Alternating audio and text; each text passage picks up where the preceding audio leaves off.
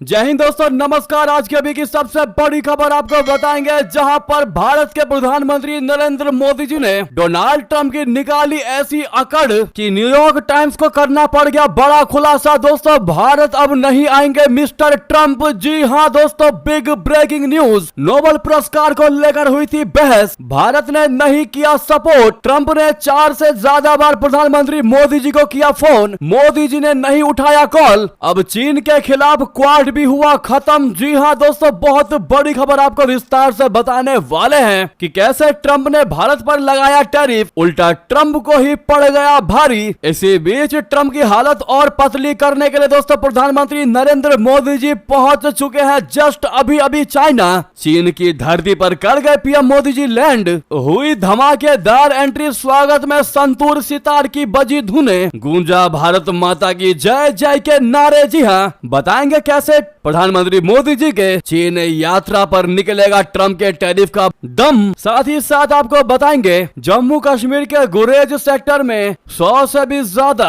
आतंकवादियों की घुसपैठ करवा चुका आतंकवादी एनकाउंटर में गया मारा, जिसको समंदर चाचा उर्फ ह्यूमन जीपीएस भी कहा जाता है। दोस्तों, भारतीय सुरक्षा बलों को मिली बहुत बड़ी सफलता। दोस्तों, तो वहीं आपको बताएंगे बिहार में राहुल गांधी को लग रहा था कि तेजस्वी यादव या इंडिया गठबंधन उनके साथ चलेगा और अभी किसी भी चीज को लेकर, चुनाव को लेकर कोई खुलासा नहीं करेगा। लेकिन दोस्तों, तेजस्वी यादव ने राहुल गांधी का बना दिया मुंह, कह दिया अगर इंडिया गठबंधन जीती तो मैं बनूंगा मुख्यमंत्री। यानी तेजस्वी यादव ने खुद को बता दिया मुख्यमंत्री का चेहरा। दोस्तों, आज एक से एक बेहतरीन खबर बताने वाले हैं, बस आप वीडियो के लास्ट तक बने रहिएगा। और खबरों में आगे बढ़ने से पहले भारत की स्वतंत्र नीति, भारत की इंडिपेंडेंसी और किसी के सामने भारत के ना दबने का दिल से समर्थन करते हैं और मानते हैं कि अगले कुछ ही दिनों में ट्रंप को घुटनों पर अपना भारत लेकर ही आएगा और ट्रंप वापस से भारत के साथ दोस्ती बढ़ाने की कवायद करेगा और इन टैरिफों को अपने आप ही वापस लेगा। तो इस वीडियो को लाइक करके, चैनल को सब्सक्राइब करके, बेल आइकन दबा के कमेंट में जय हिंद अवश्य कह दीजिएगा। दोस्तों,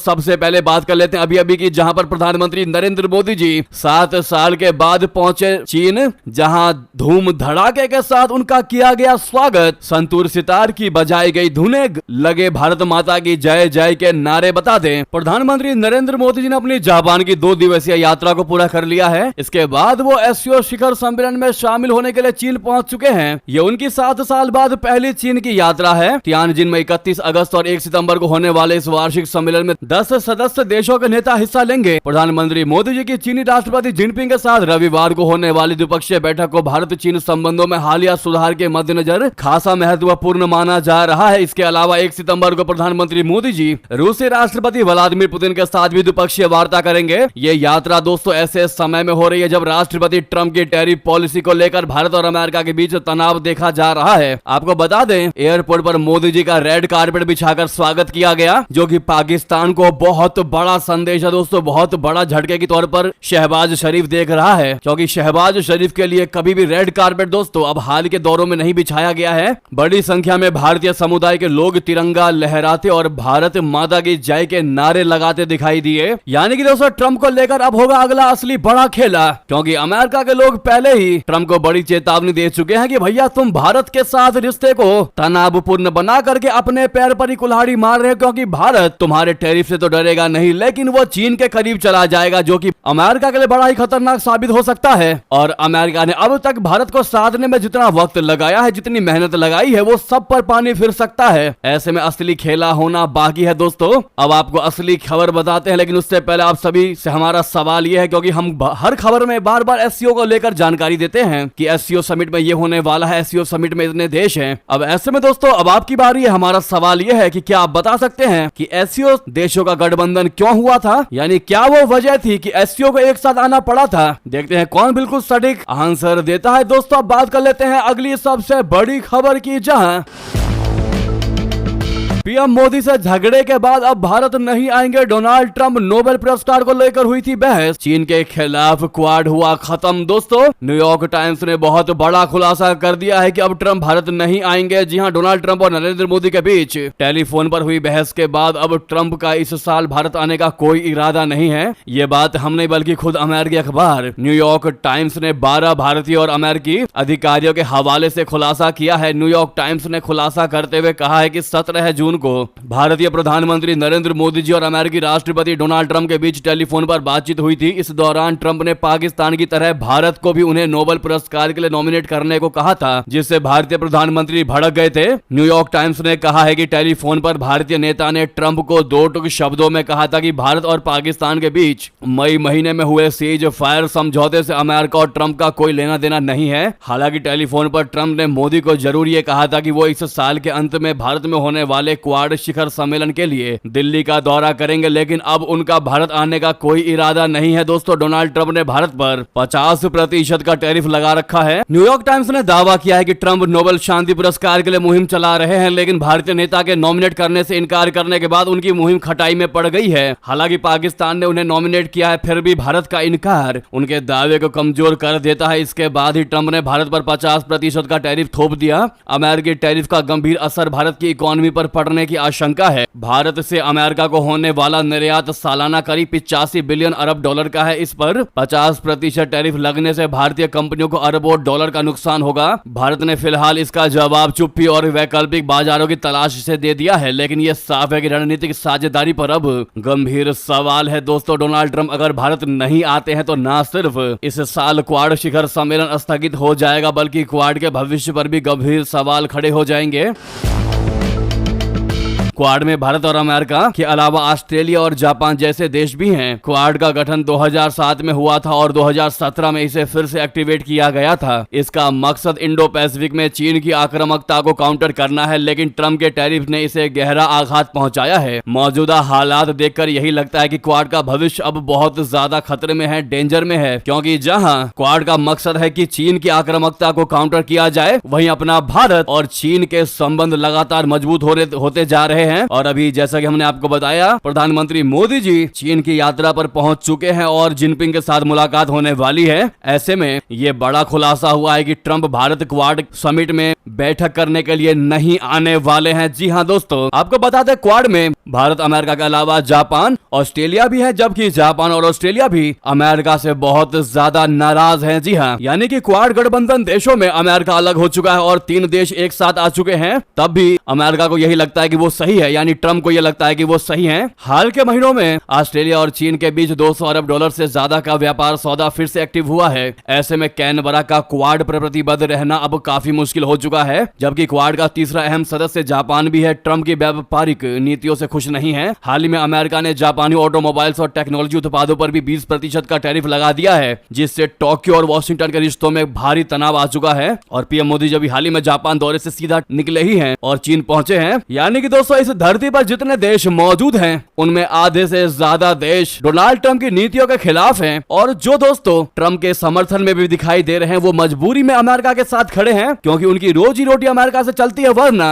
अगर नेचुरली उनसे पूछा जाए तो ट्रंप के खिलाफ कोई भी इस धरती पर वर्ल्ड का देश ट्रंप के समर्थन में नहीं दिखाई देने वाला, अमेरिका के समर्थन में नहीं दिखने वाला दोस्तों, क्योंकि ट्रंप की जो नीतियां हैं वो तानाशाही वाली है, ना कि लोकतंत्र वाली। जी हाँ, अगर आप भी मानते हैं कि डोनाल्ड ट्रंप को इस बार सपोर्ट करके बहुत बड़ी गलती की है हर एक ने और ट्रंप को तुरंत से तुरंत इस्तीफा दे देना चाहिए, तो दोस्तों सामने लाइक का बटन है, अभी तक लाइक नहीं किया तो लाइक का बटन जरूर दबा दीजिएगा और कमेंट में ट्रंप मस्ट बी फायर्ड लिखना मत भूलिएगा। दोस्तों देखते हैं कौन कौन ट्रंप के नीतियों के विरोध में खड़ा है। दोस्तों वही बता दें,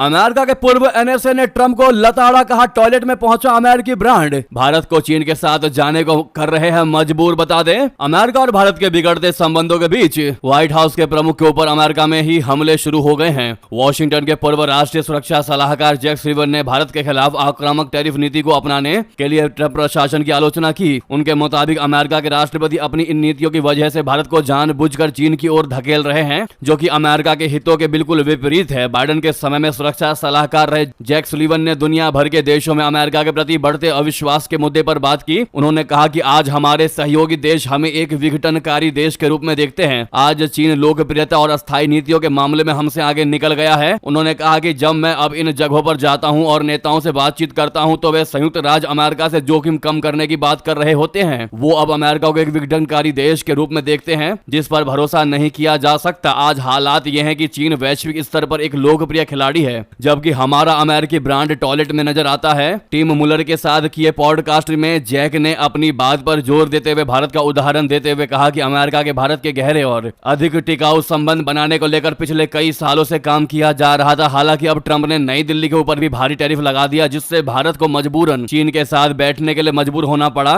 वाकई में दोस्तों इन्होंने पते की बात कही है और बिल्कुल सटीक और सही जवाब दिया है। इन्होंने कहा है कि अमेरिका ने काफी वर्ष बिताए हैं, काफी ज्यादा मेहनत की है भारत को अपनी तरफ खींचने के लिए, भारत से अच्छे संबंध को स्थापित करने के लिए, लेकिन आज ट्रंप ने उन सभी मेहनत पर पानी फेर दिया और मजबूरन भारत को चीन और रूस की तरफ जाना पड़ रहा है। जी हाँ, इस पर आपकी क्या राय है दोस्तों? जैक सुलिवन की बात को लेकर आप क्या कहना चाहेंगे? लिखकर अवश्य बताइएगा। तो वहीं आपको बता दें,